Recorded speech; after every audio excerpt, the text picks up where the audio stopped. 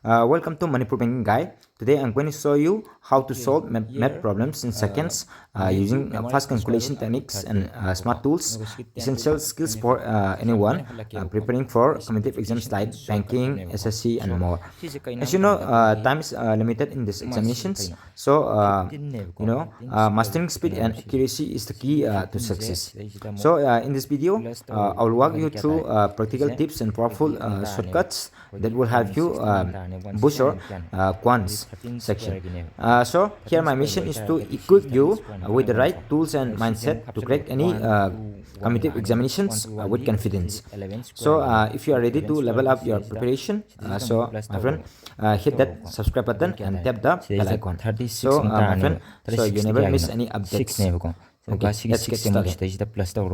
Sigi je am sang hot pai ko si calculation je ko ado asi je ko ge am tian na ko gan tori je have the tension mane ko ado am sang ga di ko ge am na ko ge ko thok ne ko thok ta bi da ko ge magi si ado si kan to ga ta ga di ko ge memorize the square root up to 30 je ne ko si am ru ko I really hate memorization ka. Ado if possible ka memorize the table up to 35 square ka. Koi gi kano je ka. Koi gi kano je ai thok sar ke ka. Koi gi sida table je up to 35 bu phabi yo memorize to yo ka. Ado ga and koi gi cube se sina aduga kano sina sorry square sina ko square sina 30 bu kano koi memorize to view aduga cube sina akoi gi 25 bu kan to view ko aduga asi je aina nga sai thok sigi do stage to le jare ko stage le jare sina square gini ko sina square ko sina square gini sina cube gini ko aduga sigi jo icon hairake alphabet ki sina um kano reasoning ne bu ko aduga then and the akoi gi table je kana ta nganda sumaina I 15 bu kan phagi ko adagi pi gi value sing khangjan bi ho ko pi gi value je 3.1141 ne ko or 3.142 in lawe ko si manam di magi kano se kan to ko aduga siga samana na ko gi ngasagi kano de so ko gi kano root ki kano de so en kan to gi ko smai no ko sana ko si tan te si makata myam nei di ko adugo ko gi universal on ko long je up to 414 kitang ne ko aduga sigi 3 gi so 1.732 je asi makata myam nei di adugo long na bati ki to ge matam da ko ina universal on long na je ko gi point ki matung da digit hong kitang lawe ko adwana sigi kano je kan ta gada bani sona ko gi sit sema kan da formula memorize to bo ya ba kharali ta gada ne ko aduga sidai aduga is there a way to avoid memorization amjne adi si je am interesting oi ba kan ka penom ne hatare ko adi I want the si je thok oi bini ko am interesting oi ko aduga hariba kogi answer sigi agi answer ko my answer is yes there might be ko like you ko I had memorization ko aduna kona memorize ko tawdana kamana kogi multiply to gani habse asi yemina si ko ai asigi kanu da tan kogi kanu laksa ke ko aina matam jam sangan ta ko adugi ko okay multiply better hane ko sila da kona hamda kogi one digit ki yeng ko one digit na kana multiply to wings ko akoina 67 kogi into 4 and lower je ko si je koina comment to ga ya matam ko hali sida carry to ko mem sangi na ko adu mo te amna kogi kitang kogi yam line hopya ba je kaman hopya ga matam da kogi 60 plus 7 habiro ko 7 habiro then aduga into 4 thamo adu ga yam line de na ko 240 ta ni plus 28 tarni adu gadi se 260 tare ko sumaina ko adagi di amaju yai ko adagi di akona 25 plus 6 ka haje ko wari im ko 25 plus 6 and haje ko abdi then adu gadi 20 plus 5 into 6 adu gadi 120 tarni ko 120 plus adu 6 5 sa 30 ko adu di ketani ham tamda adum 150 tare ko sumaina ko sina 1 digit ni ko dagi di 2 digit na multiply ta wogi 2 digit multiply ta wogi hajra ke ko 2 digit na multiply by kui ka thi ko ai camera pa kan taw ni na by ko suman tawasi ko aduga ahambada khona tawu ya base kaina matamda am yengsi ko kai ke number lawsi ke adu 53 into 40 ga 2 ko adu this da khona sadu pa ri se san thamaje 50 plus 3 ko 50 plus 3 aduga into 40 plus 3 plus 2 ado asida koina kana yeng hase ko aham da koina sigi 50 sina sini je kan tawiro ko adu kya tare 2000 tare ko adegi di then adegi di sina mu adegi di mu sina mu ko 3 sina mu chamana nam 40 da mu yen biro ko plus adegi 120 lai ko aduga plus adegi mu sigi 50 sina mu somgi da mu yen biro mu 50 sina mu som no yen biro adudi 100 tare 100 tare ko aduga 63 sina mu som no yen biro adudi 3 to 6 ko adudi si kya tare adudi series je akoi gi adudi 2 to 6 tare ko si tare ko ado si je kitang kra matam kha sangi ko si mota ai kanam ta hajara ke ko si gi mota shana khot plan patre ko na ai 53 42 have ne ko si shana thambi ro adudi ahamda 3 ga 2 ga je ase si je multiply to biro aduri kya tare gam tanda 6 tare ko aduga ani shubada kai to ga gam tanda cross multiplication to biro aduga hani 4 item sikang hajar ke ko 4 2 za sorry 4 3 za top le ko plus 4 3 top le 5 2 za 10 ne ko aduri kya tare gam tanda 22 tare ko 22 je sumain thambiyo abdi sigi space ma hangan dini ko aduga then adegi di last kai doge last na mu 5 4 20 ko matam changnam ni ko insum gyan ta na ba tawni ko 2 0 sim pa thamga tami ko sigi kano je khambio ko abdi sigi ma pa space sigi kano da black kano ko ye blank thamga tami ko then adri kya ta ring si ko sida sigi siman ande ko sigi man de ko sigi 6 na mani ko sigi kano da kanam kame de ko sida 2 la ni ko aduga sida 2 la ni ko aduga sina zu tu la kada adu ting samana re ko asagi 2226 ta ko ani samana re ko amta ko hochage ko abdi ai gi camera nam ta ubuni na ai gi je ai makhata da hajar ke ai gi je equal ai channel je monitor mong hajar re ko monetize ta buya channel na te ai only just educational educational purpose kini aduga ai je ai magi mingda kan ta nganda ne foundation ma santibla foundation ma habma aina kan ta jare register ta jare aduga hai bigi kan da aina kan ta jamni ko adu hoi se ai kan da lak ko ani shu je kai da lak 75 kana loina mag yaga ni ko sigi loina applicable oi ko aduga sumaina number ama sum randomly low ne ko si enga se adi 85 sa kya no am tam da si han to biyo ko 85 sa 14 ne ko 85 sa 14 ko 40 thambi re ko sida adegi di si je khoi kano 5 4 20 le re 7 ja kano le re ko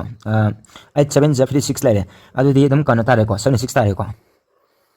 76 adegi di 7 4 ja 20 le re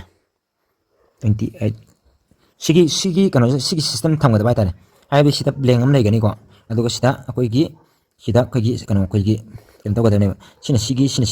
shan la ga ta ne ko aduga 시제 거기 0 0 0 0 adegi 6 anduga sida 3600 tarang ngane buko adamaina adegi amak tang yengja hoi amak tang yengji ko adegi amak tang yengje ki ke adudi 67 adegi 73 ni yengas adudi yengas ko sida mo adudi 73 ja kya na matamda kanoni ko 21 ne adegi di 77 ja 49 ko cross multiply to dine ko 63 ja 18 ani je plus toraga di 67 ta ko 67 ta re 67 aduga 67 ja kya ta adidi 67 ja 42 le adu ta ga di si je ko gi 1984 4891 tay ko 4891 ji phun je 4891 tare ko sumaina koi kana to bi ko aduga if you master this trick you don't need memorization ko sumaina ko na koi gi stage da master tawra di stage da amna ko na hai singa di ko koi na kana to bi da kali te ko ha di ya tare ko na koi gi ka tare koi memorization gi da kali te tare ko aduna aduga tai koi giได้ขังวิอาบะเจ้ 3 digit เกมยิงสิละอันนี้ 3 digit เกมยิงสิก็3 digit กี่4 2 4 2 4 to 5อะไรสิก็4 to 5อันดูก็สิ่งที่จะ3 3 4นำกัน multiply ตัวก็สิ่งที่คนนั้น multiply ตัวก็ดีอ่ะสังอันนี้บุก็อันนั้นก็ไม่น่า multiply ตัวแกตัวยังมีน่าสิบุก็ahamda sije hado manai ko ahamba gidi manai ga sida tawgido ado manai ga ne ko aibdi koi gi ahamba sida kona kan tawgidina ko ahamba siga kan tawgidina ko ado manai siga chamana tawni ko 5 4 ja kyan ado di 5 4 ja 20 le ko 5 4 ja 20 le then ndagi cross ang tawro 5 4 ja 20 le sorry 5 3 ja 15 le 4 2 ja 8 le ado ga di kya tare ado ga di 23 tare 20 ga 3 tare sumain thambiro ko aduga mathang da taw godi je ka kina matam da mathang da khoi gi mathang taw di je kainam tam da 4 jiga 4 jiga ko 4 jiga aduga 5 ka 3 ga ko 4 ga 5 ga 3 ga ko aduga 3 ga 2 ga ne taw di je ko adudi maina khoi gi sigi amtang hajai ko sigi 5 ka hum suba step se am to thun hol ke ko aina sum kan to 5 ga 3 ga 15 tare ko 4 ga 16 tare ko 4 ga 16 tare aduga 2 ga 3 ga di kya tare and 2 3 ja 6 ne ba aduga di kya tare am da 15 ga 16 ga 31 tare 6 ga 37 tare ko aduga 37 je si thambiro then mathang dam kai do ga da matam na mathang gi na mo monem bi ko mathang gi na khoi gi sinem ko asa gi songi sta kanu de ne ba habdi 4 3 je kyan siga sigan tawro siga tawgudine ba pa adudi 4 3 ja 12 le ko 4 3 ja 12 le plus 4 3 12 le 3 aduga sida 6 maga adudi 18 tare ko habdi 4 3 ja kyano 12 le 3 2 ja 6 adudi 18 tare 18 ja 1 8 si thambiro ko adu last 4 3 ja kyano si last ki songi je 4 ga 3 ga tawdine ba 4 3 ja 12 ne ba adudi si kya ta rieng je ko adudi 0 3 2 5 9 lagi di adudi si 1 ko lagi di sina 4 1 141950 ko 14 tabring am jam yeng view ko 141950 semen kan ngado mali ko sina 3 digit kine ko ado me am dai kan ta ko abdi mang gesum comment san thamira mo comment da san hopiro ko 3 7 5 4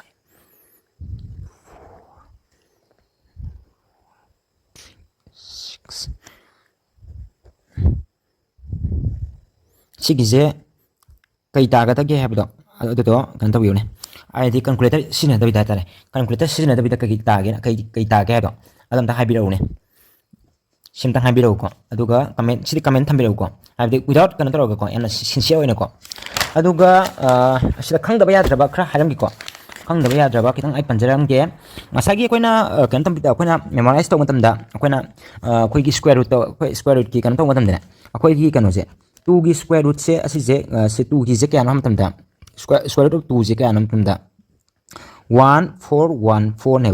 sima memorize to biro ko sidi ko gi memorize to gadam ni ko adagi 3 ko adagi 3 gi na 1.732 ni ko sidi ko phani ngata ni ko adagi 4 gi na sorry 4 gi den kan sorry 2 square le sorry 5 ba 5 ba ko 5 ki nam kai le ram tanda 5 ki na 2.236 la 2.236 le ko aduga odd number ngata gi ni ko into ko 7 gi na adagi di 2.645 ko 2.645 ko aduga akhoi gi 9 gidi dum kano le ko 9 gidi kano 9 gidi dum 3 le ko ado 10 gi ngasi ko 10 gi na 3.162 si ga je phabi ga dane ko si ga phabi ga dane si phaba jam dar ka wai ko aduga amana kai kona amana fraction ko fraction jima sidida yamna confuse tawba ai sara sina yamna khangdaba khalai ko adu si kitang hajai ko 1.2 haibje asi jiga kai ga mana yamna 0.5 ka mana ba aduga si je khoigi ya percentage tanam kai kai amana game tana 50% ga mana ba sim khangin biu ko adagidi 1.4 ha gana akoigi saruk mari thopagi ama haibine ba adu ga kya nam tamda 0.25 ne ba adu ga di ma gi percentage ti kya nam tamda saruk mari thopagi ama haidar ga di 25% ne ba ko adagidi 3/4 ha je ko 3/4 ha je ko 3/4 ha je ko 3/4 ha je kai nam tamda si 0.75 haibine ba ko saruk mari thopagi ahum haibine ba ko adudi magi percentage ti kya lani 75% lani ba adagidi sida akogi 1.5 ai taragadi kya lakani 1.5 aragadi maji kai kana ga managi ha matamda akogi 5 sida yeng je ko sidin ko 5 sida akogi 5 se 1 di yendi neba adudi first point le ni ko 10 tani 2 tani adudi 0 sida mani 0 point adudi 0.2 ga mani ba 0.2 ga mani ko atai jilo hola chamana ni ko asa 4 gi hagi bijo 4 na sida akogi kano 1 di yen matamda kan taw ngana sida 0 la ni ko adagi point la ni adagi 42 za kano lai ko 42 za 8 lai ko adagi 2 la ni ko adagi sida 0 la ni sida 5 la ni adagi 0.25 tare ko dum 20 kan tare ko si ado ani samjala haibni ko aduga sigi percentage de kya no haib matamda akogi 20% ham 0.2 1.5 ki di saruk akogi manga thopagi ama haibni ba adudi kya tar kan matamda 20% la kani ba ko adagi ti atai khangsin ya ya ni ko 3.5 ko 3.5 je kai no matamda 0.6 la ni adam khola ji yengo ko tar adam tarang gani ba ko khangjalo si je haibdi si je hot lai ragadi nang matam changane ko si kona si ji majum memorize to daka oi ba dugine aina sida kan ta thawena si aina irei je tagina teba hadi si je memorize to bama daka lai habne ko adu do si je 60% ga mana ne ko aduga 4.5 kidi kai mana ne adu di 0.8 ka mana ne ai fine ko si je phara ga ngathani ko ina kan to ija sin swem bajai ko ado sida maro ba kha ai palang gas si wan sum dikha lubani ko 1/6 se asidan sida decimal yorani sidina ko gi 0.167 obini ko sije approximately kya mana ge matamda 16.67% ga manai aduga 1/7 gina 1/7 gina kana ga mana ge ta ge matamda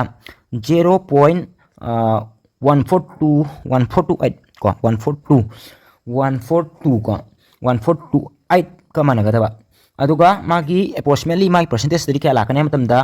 14.3 ko lawanga da percentage la ne ba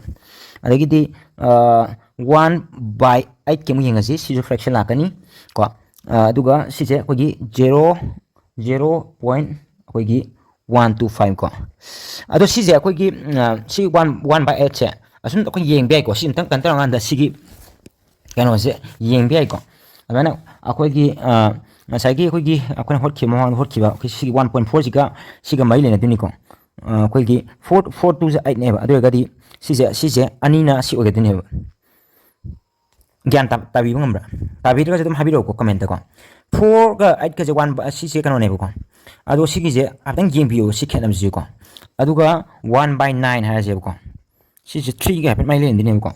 aduga sije 0.11 tani aduga magi kanona percentage na 11.11 percentage ogane sije ma koigi memorize to bi ho sigi pochima ko sigi pochima phajana memorize to bi ho aduga sije ma kana tor kani ko yam dakar le rakani sije pha ba dakar oi adagidi sije ma koigi pha ba dakar oi ko multiply better jima ko